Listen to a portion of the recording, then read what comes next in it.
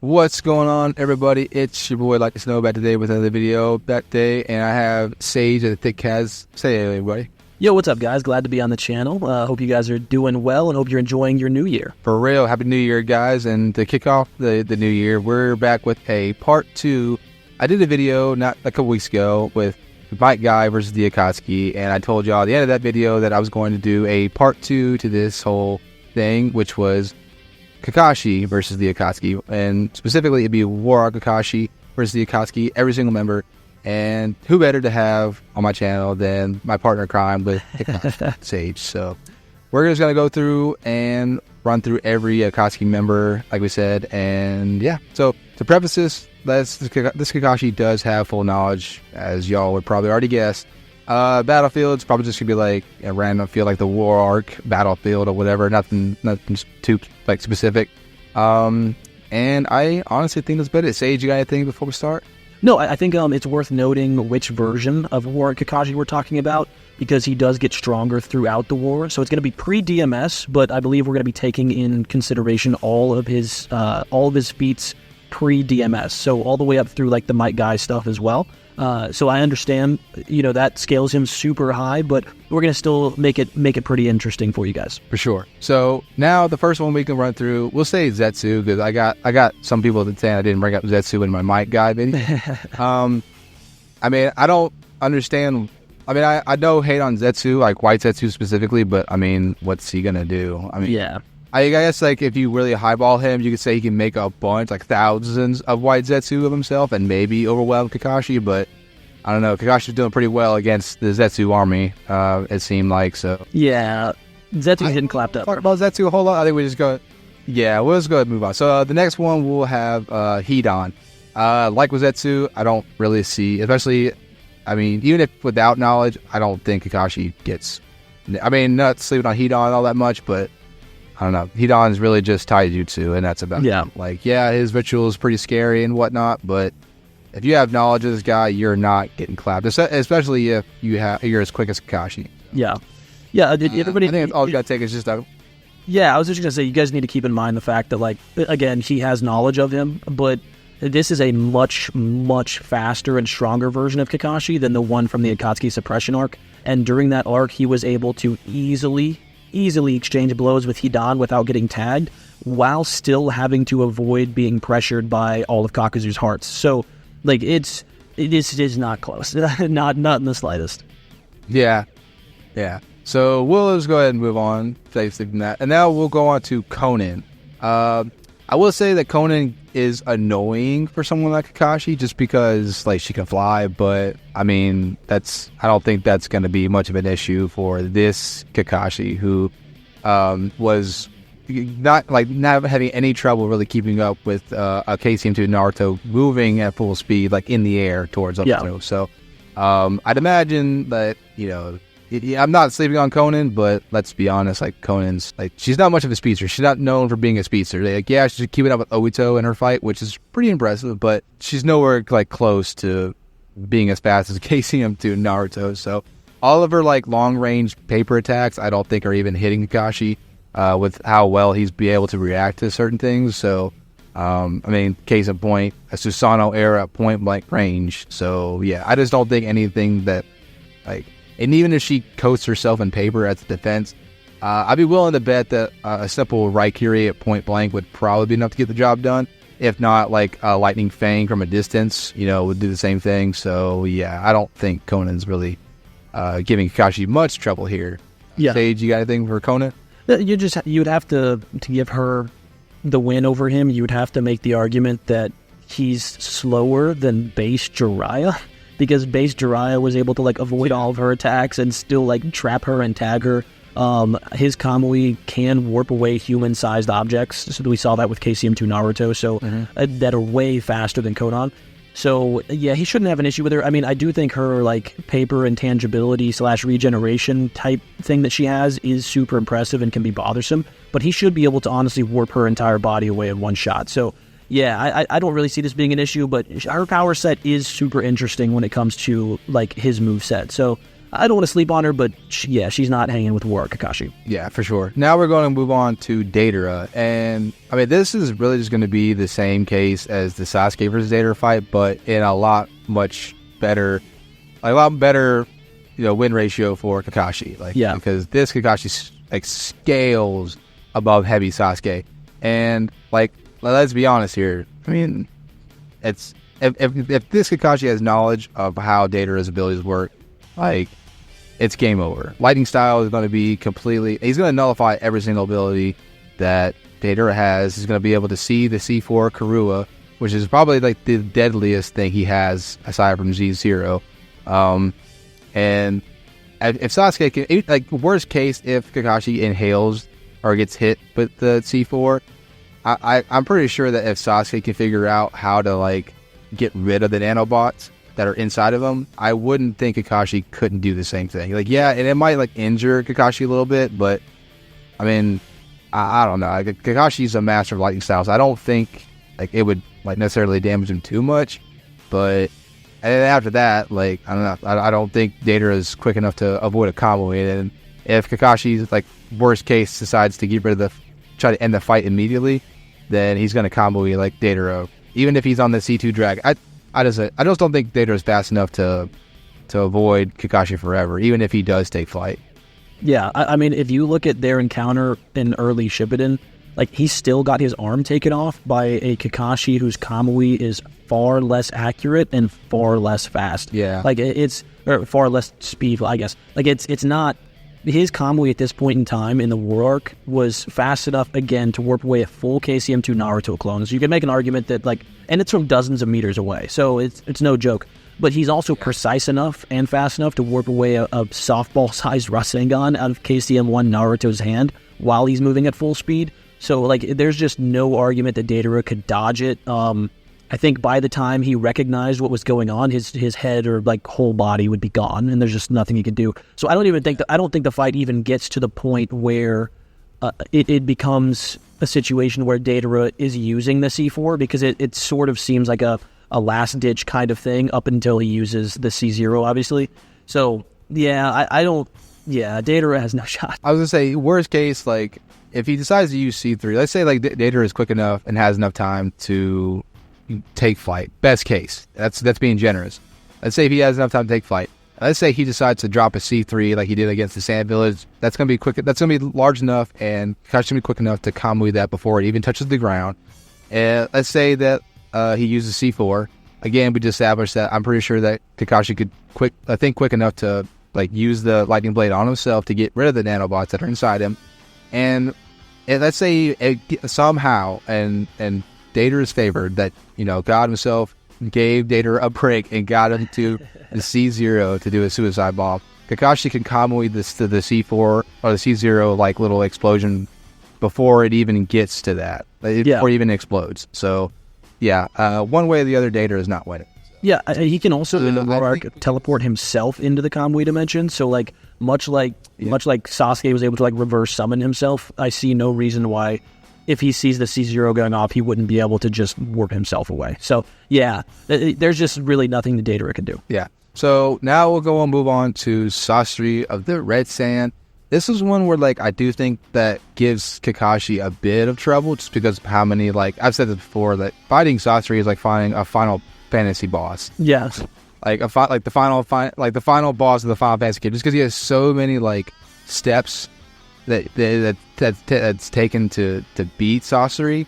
But like we said, it's this Kakashi is used to fighting large groups of enemies anyway, so the 100 puppets I don't think are going to be really tough enough to do. If Sakura and Chiyo, and all respect to both of them, but if Sakura and Chiyo can do some damage and survive through the 100 puppets, I don't see why War Kakashi couldn't do the same, especially if he makes a few clones or whatever and just lightning cables them 10 at a time or something like that. Then yeah, I don't see the 100 puppets lasting too long. And Sage brought it up to me, if he really wanted to, Kakashi just come on in and Kamui the Haruko shell and just get rid of Sasori as a whole. Yeah. If we are being generous to Sasori and saying he doesn't do that off rip, then I said having knowledge, Kakashi's gonna know to avoid the poison. And by extension, he's going to be even more careful about the poison blades on Sasori or his puppets. The Iron Sand and the third Kazekage, I mean, yeah, it might like hinder his mobility a little bit, but again, this is like War Arc Kakashi. I don't think he's going to have much of an issue avoiding and outmaneuvering and getting the Kamui snipe on Sasori's real body if needed be. So, yeah, I just don't think Sasori's got what it takes. Even though he does give Kakashi a little more trouble, I just don't think he's got what it takes to handle this Kakashi. Yeah, I also think it's worth noting. So, think about how Kakashi usually fights. He's incredibly tactical, right?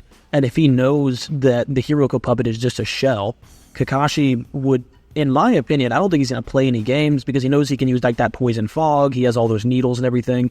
I do think it's a real possibility that he just warps away the entire thing. But even more than that, the Sharingan can see chakra as a color. And all of Sasori's chakra is concentrated in that one point in his chest. So we know that like Sasuke was able to see the bombs underground because he was able to see their chakra. So we know the Sharingan's able to like at least somewhat see chakra through solid surfaces. So there's no reason for me to believe that Kakashi wouldn't be able to see that like heart inside of the puppet. And if that's the case, then if you look at the databook statement on Kakashi's Kamui from I believe databook 3, it says that he sets his sight on a target, or he sets the Kamui on a target beyond his line of sight. So you could, based on that statement, make a real argument he could just snipe the heart from within the Hiroko puppet. I know that's a little bit edgy, but like if there are real arguments to be made that Kakashi can just like take him out off rip, and I think that based on his character he would. So you got two options there. Either he warps away the entire Hiroko puppet, which again, he can warp away human-sized objects no problem that are as fast as KCM2 Naruto, so that shouldn't be an issue. But he could also warp potentially the heart from within the Hiroko puppet itself. So you got two win conditions there that just give him a win off rip, and Kakashi in character would do that. So yeah, I just, as much as I love Sasori, Kakashi just wouldn't let the fight go on long enough for the poison to be an issue, in my opinion. Yeah, plus, I mean, he's got the Headhunter Jutsu to avoid any kind of like poison fog, whatever, and he could use that jutsu just to get the close the distance on Sasori to make sure that the Kamui, lands successfully. So yeah, like I said, I don't think Sasori's got much of a chance here. So moving on, we're going into Kakuzu, and again, like with Sasori, like Kakuzu has I did say it for Kakuzu's sake that he gives Kakashi a little bit more trouble, just because again, like Sasori, he's got like several entities that like he can move in on Kakashi, and all of them have different large scale jutsu from the all five nature transformations. But like again, this Kakashi's already fought this Kakuzu and was doing a pretty good job of it already. So yeah, like just on that alone, this Kakashi should take it. But in specific, like Kakashi has enough chakra to like warp away every single one of the hearts, plus Kakuzu himself if he decided not to. If they start the fight and Kakuzu doesn't start out the fight with all five hearts on the field, I mean, he could just Kamui Kakuzu right then and there. I mean, he even said so that he was restricted on using Kamui in that fight. But if he wasn't, and if we put like this Kakashi in that same place, I mean, he's going to end the fight off rip. So yeah, I don't think Kakuzu has much of a chance here. Like, I hate like going so fast on these fights, but like, I mean, it should be obvious that Kakuzu doesn't stand much of a chance.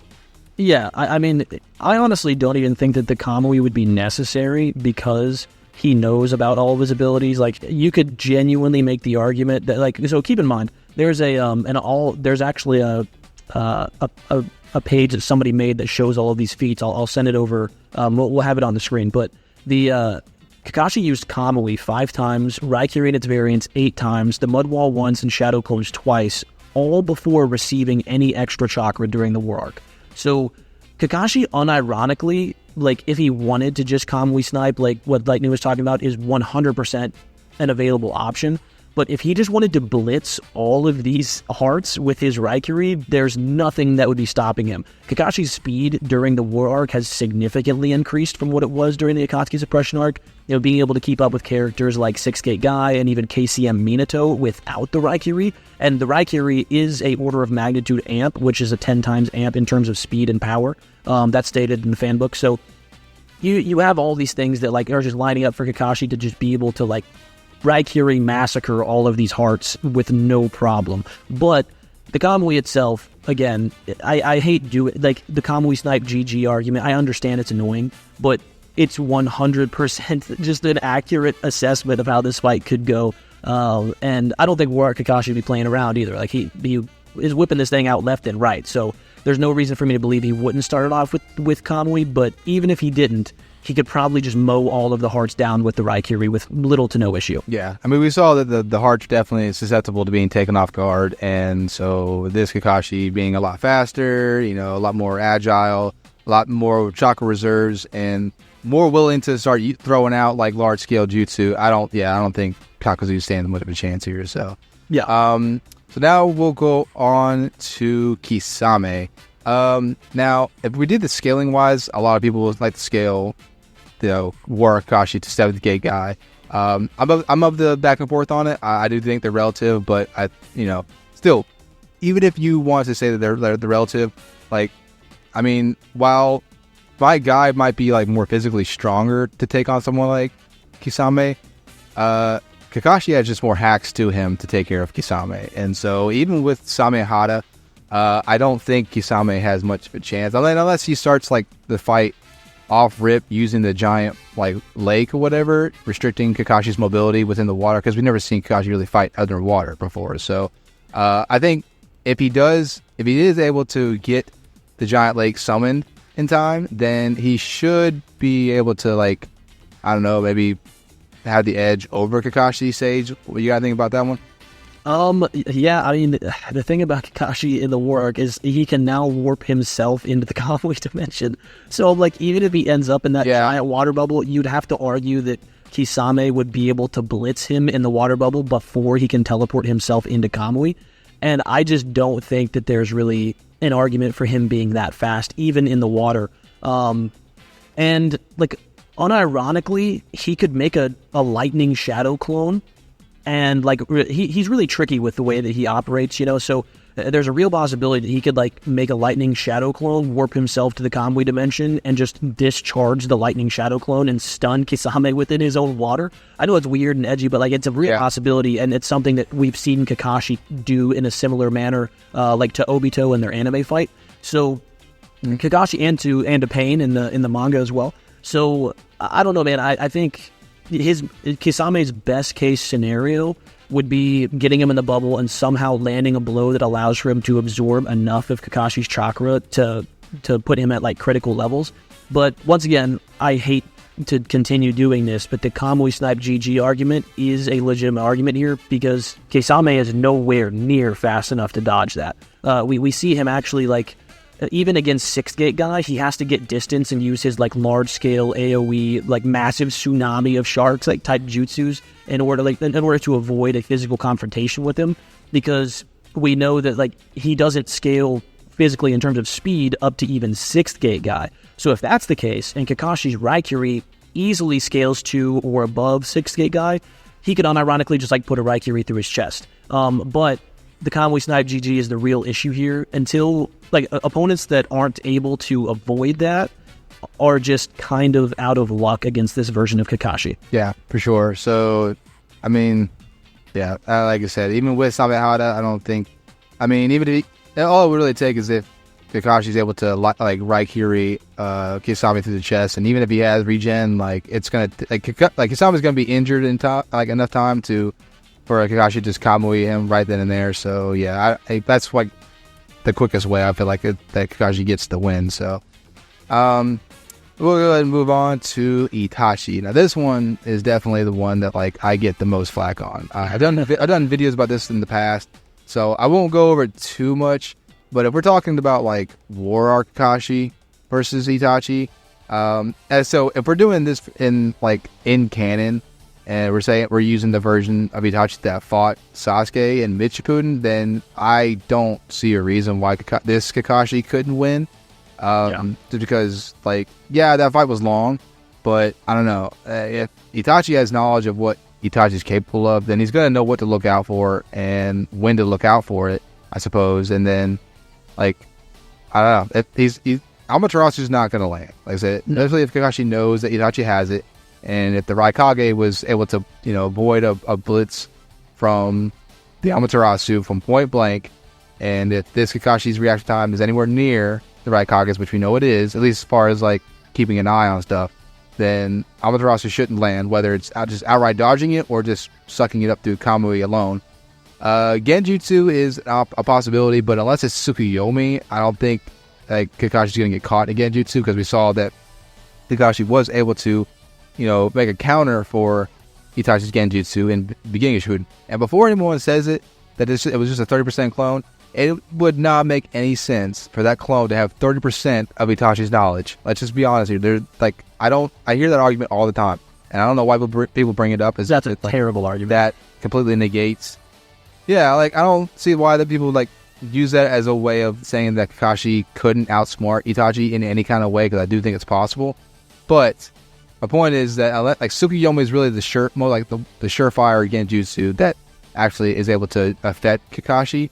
And even then, it's more of a possibility that, Kakashi does get caught with it, because he did take advice from Guy about how to avoid Genjutsu from Itachi. And so with that, plus having a Manku Sharingan, I think he'd be more susceptible to avoiding Genjutsu from Itachi. Not saying it's not possible that he doesn't get caught in it. This is Itachi. But with the stamina that this Itachi has at his disposal and whatnot, I just don't think he'd be able to, I don't know.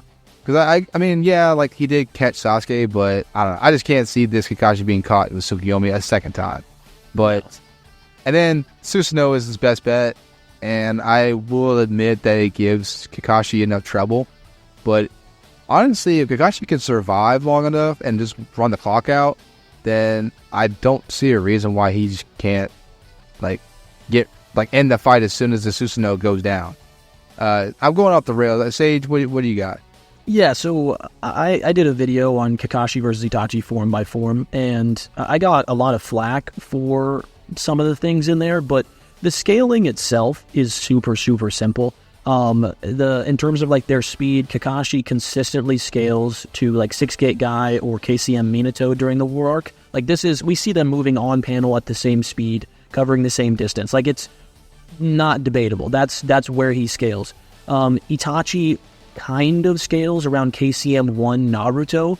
We know that he would have had no reason to be holding back, because he was on the autonomous attack movement. So that version of Itachi also doesn't have the illness, so that's a faster version of Itachi potentially than the one that we're an alive Itachi.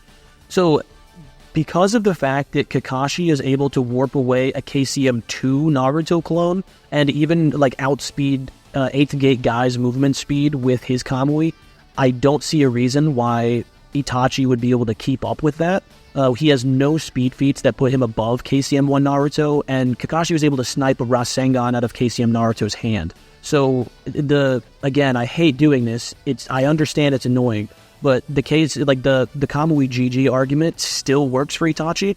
And even if you want to say that Itachi's Tsukuyomi activation would be faster than Kamui activation, which I don't think there's any evidence for. We can see him charge it up before he uses it every time. But even if we go with that, Kakashi was able to stalemate Obito in a Genjutsu battle at the beginning of their fight, and Obito was able to control the Nine Tails with his base Sharingan Genjutsu. And then in Data Book 3, it talks about how nobody in the world can control the Nine Tails at this point in time. That includes Itachi.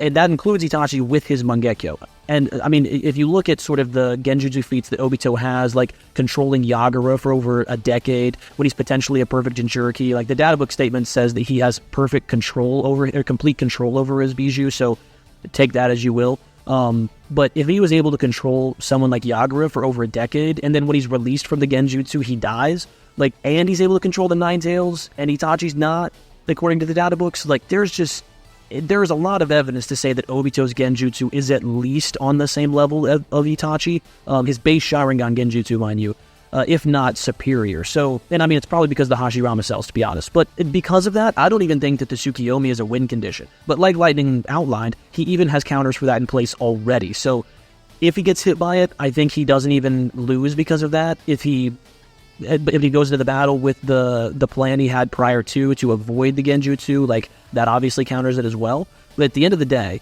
you cannot make an argument that this version of Itachi is fast enough to avoid Kamui, and that's sort of the white elephant in the room, in my opinion. Yeah, and like I said, normally I would go into a hypothetical healthy Itachi, but again, just for the sake of time, like I've made videos about this in the past, and Sage has made a video about it too, so if you want to know more extensively about how we feel about it, then just go watch the videos on our channels, and, you know, just we'll go from there. But if we're doing this in canon, then yeah, I think that this Kakashi has a lot better chance to win against Itachi.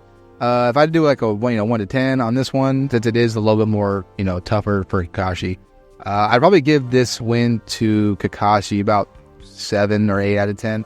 Like, I'm not dismissing Itachi. I have a terrible reputation about it, unfortunately. But if this is a sick and almost dead Itachi that fought Sasuke, then yeah, I think this Kakashi does a whole lot better. So yeah, keep this in mind too. If this is this, go on. Well, I was just gonna say, if this is the sick Itachi, right? His best reaction speed feat is to the Kirin, which is stated in the data books to be light speed, right? So he can react to light speed attacks. He just can't, like, there's no evidence he can move out of the way of it. And KCM Naruto outspeeds the Reikage, whose lariat is said to be light speed. So since Kakashi is able to Kamui snipe people that can move at light speed, and even above that with KCM2 Naruto, that just lends more credence to the idea that, like, Itachi might be able to react to his Kamui, but he wouldn't be able to actually dodge it. So yeah, anyway, go ahead. Right. No, you're good. That's a fair point to use. So so now we'll move on to the big boy, Pain. I told Sage that this one, like, I am always trying to give Pain something, because Pain's like a lethal opponent for pretty much anybody to fight. And unfortunately for Kakashi, like, he doesn't have like the arsenal, so to speak, that Sage Mode Naruto did. Because let's be honest, if it had been just Sage Mode Naruto by himself without Ma and Pa or the Sage, like, or the Toad summons or whatever, he would have had a severe. I was saying he, you know, would have done worse per se, but he definitely would not have done as well as he did. But like, this Kakashi doesn't have summons like that. It's just him. But that's not to downplay this Kakashi, because this Kakashi, like we've been saying, his reaction time is exponentially better than what has been through the entire series. And so we can all agree, definitely, that none of the Paths of Pain are as fast as a KCM or KCM2 Naruto. Right. So realistically, this Kakashi shouldn't have any trouble just snipe them all away. But if we try to, like, get away from the Kamui arc, not Kamui arc, but Kamui, like, GGE thing, like, you know, even just a little bit, I mean, I don't know, I mean, realistically, I told Sages, I'm like, having the intel on Pain, Kakashi would probably just use the Kamui, honestly, just on the Animal Path alone. And as soon as he takes out the Animal Path, I feel like the rest of the path for Kakashi should be easy to take down. Yeah. Aside from the Diva Path. Diva Path would obviously give him enough trouble, but, like, I feel like for this fight, Kakashi would be reserved on Kamui just because it is Pain. So, like, for instance, like, he'd use Kamui on, you know, panic button moves such as Planetary Devastation. And I told Sages too, like, if Pain decides to use Planetary Devastation, which would be the, you know, the panic button off rip battle ender, I feel like Kakashi has two options. One, he could just warp away the gravity sphere that's being launched into the air, and I don't see a reason why he wouldn't be fast enough to do so. But even if that isn't the option, like Sage has been saying, he can just Kamui himself into the Kamui dimension and just stay safe. So yeah, like, when Pain's ultimate move really is rendered useless, I don't see a reason why Kakashi can't just win against this Pain. Sage, you got anything on Pain? No, yeah, I think whenever you look at their win conditions, you know, obviously, we say it over and over again, but Kamui is obviously a win condition against any of these Paths of Pain. We actually know, so this is something that's been debated quite a bit in terms of, like, can they be summoned back from Kamui? I don't think so, because it's called a sealed dimension in the data books. And then some evidence for this is the barrier ninjutsu that Jiraiya uses. Whenever he tries to trap all of the Paths of Pain and he's only able to trap one, it's called a sealed barrier ninjutsu. And there's like 2 seconds that path is in there, it is able to actually move, but then it just shuts down because it's cut off from the chakra. So what that tells me is that sealed dimensions or barriers would cut off the chakra link between the Paths of Pain, like the chakra rods. So he shouldn't be able to, like, Nagato shouldn't be able to re-summon any of the Paths of Pain once they're warped away. So that's number one. The Kamui is a legitimate win condition against any of them.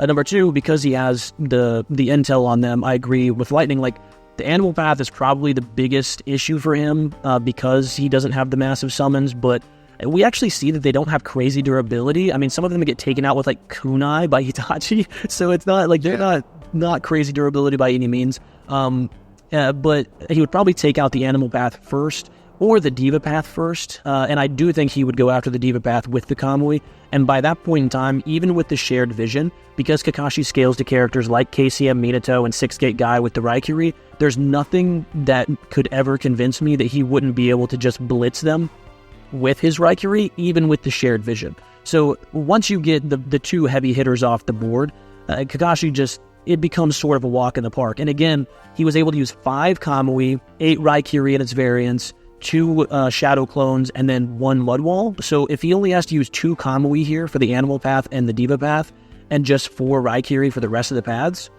I don't really see an issue. Like, he'd be like reaching half of his stamina. He'd still be perfectly fine here. So yeah, I just, as much as Pain could present issues if he like comes out with the chaotic Shinra Tensei or the planetary devastation, as Lightning noted, he does have counters for that. So at the end of the day, again, Kamui's just a big problem here. I mean, even if we want to do the scaling wise, I mean, Pain or Kakashi was doing pretty well against the 2 strongest, in my opinion. Yeah. And like, yeah, he had some help, but let's be honest, like, the help that Choji and Choza provided is not much. Well, it is, but it's nothing that Kakashi clones couldn't replicate, you know? 100%. So, like, and then this Kakashi has a plethora of chakra to use clones with, so yeah, I would imagine like this Kakashi has, at the very least, has enough stamina to survive in a fight against Pain.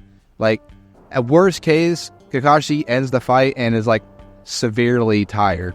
Like, I mean, that's like the worst case, I feel like, for Kakashi. So yeah, with having all intel, I think he'd be able to make it. And that, let's see, Kakashi was able to make a battle plan as soon as he figured out the Diva Path's ability. Like, and so with this Kakashi having full knowledge going into the fight, yeah, I feel like he has no issues making battle plans to take all 6 of them out. So yeah, Kakashi, I think, wins this one about like, again, 7 to 8 out of 10. I think Pain does give him some issues, but I think Kakashi just like is able to survive at the end of the day. So now we'll go on to the leader of the Akatsuki, Obito Uchiha.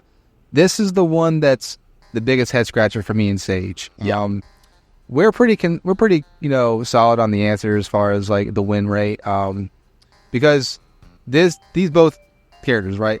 Their battle enders are pretty much taken off the field. So like Obito can't Kamui Kakashi, Kakashi can't Kamui Obito, and it becomes a battle of the battlefields, really. So it depends on where they fight. So if Obito decides to suck it, and again, this is the Obito with the orange mask. We're not using War Arc Obito. So it's orange mask Obito with the Hashirama cells, wood style, Izanagi. If they decide to take the fight to the Kamui dimension, I do think Kakashi has the upper hand, because, I mean, obviously Obito can't phase through the Kamui dimension. And as we saw, like, even if you want to say that Obito was holding back in that fight, still, like, there's no reason to think that Obito still wasn't fighting with killer intent. So at the very least, like, there'd be no reason why Obito still wouldn't be fighting killer intent here. So I think that Kakashi does scale above Obito without phasing. And if that's the case, like, maybe Obito has used Izanagi to throw Kakashi off, but then again, it just turns into another, like, one-on-one in the Kamui fight. I told Sage that it depends on how Obito reacts to being into the Kamui dimension right from the get-go. Like, yeah, Obito decides to phase, or to Kamui right back out to the real world, then, which I think he might do, maybe, because I mean, in the Kamui dimension, again, his phasing is rendered useless, so why not just go back to the real world so you can phase? And yeah, it might turn into a battle of, like, getting him back into the Kamui dimension so that phase is rendered useless, but I don't know. At the end of the day, I think it's just like a back and forth, back to the battlefield, back to the Kamui, back to the battlefield. I don't know. I think I'm going off real. Sage, you got anything? Yeah, no, I think that everything you were saying is spot on. I think the biggest issue here for Kakashi, though, in my opinion, is the Izanagi. Because again, so I just did a video on Obito versus Kakashi form by form, and I go over their war art counterparts and how I genuinely think that all of the evidence points in the direction of them scaling similarly to each other, but with the Raikiri actually scaling above Obito. And the reason for this is if you go to chapter 629, it's pages 8 and 9, you actually see as soon as they get warped into the Kamui dimension, which by the way, Obito is not the one who warps them into the Kamui dimension, it's Kakashi. So they get warped into the Kamui dimension, Obito falls, Kakashi begins a Raikiri immediately, and Obito looks up and sees him, but he's not able to move his head out of the way to dodge the Raikiri, and Kakashi was aiming the Raikiri right at his face. Like, so there's no excuse, like he was trying to get the seal removed. The seal's on his chest, not on his brain, right? Or on his heart, not on his brain. So there's no excuse for that. Like, he just simply could not move out of the way at that point in time. And then he goes on to say that Kakashi had multiple opportunities to kill him and didn't. And one of those is another example of his torso/head being available and Kakashi punching him instead of hitting him with the Raikiri, which implies to me that he, again, wouldn't have been able to do anything about the Raikiri in that moment. So I think all of the evidence points in the direction of them in base, like without the Raikiri, maybe Obito scaling slightly above Kakashi, but then as soon as Kakashi gets that 10 times speed and power amp with the Raikiri, it just becomes a pretty lopsided endeavor in his favor in terms of scaling. So if it starts out the same exact way, and they're both resolved to kill one another, they go into the Kamui dimension, it goes exactly the same in my opinion, except the possibility of Obito using the Izanagi, and Kakashi wouldn't hesitate. So Kakashi does not hesitate like he did in 629. He puts the Raikiri through him, and if he makes it in time, Kakashi doesn't know about the Izanagi. So Obito could just appear behind him and take him out.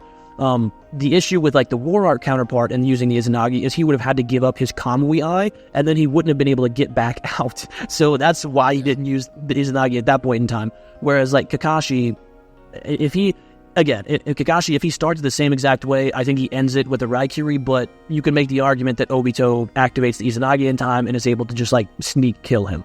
So it's weird. It could go either way. Like Lightning said, if Kakashi doesn't start off with the Raikiri in the Kamui dimension, Obito could just like warp himself back outside, and then you have a situation where it's like they're just like kind of going back and forth until one of them either lands a blow or gets exhausted.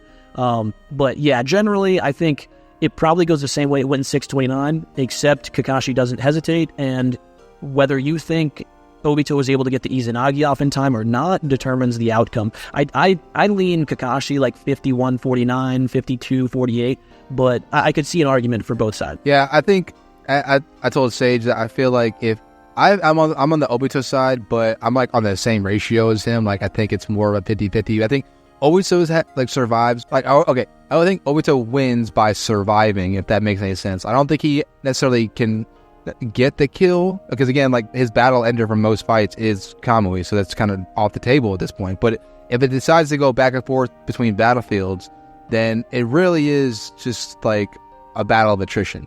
And I think Obito can like realistically last longer than Kakashi in a fight, even with Kakashi's stamina being a lot better now. Like this is Obito though, with Hashirama cells, Izanagi.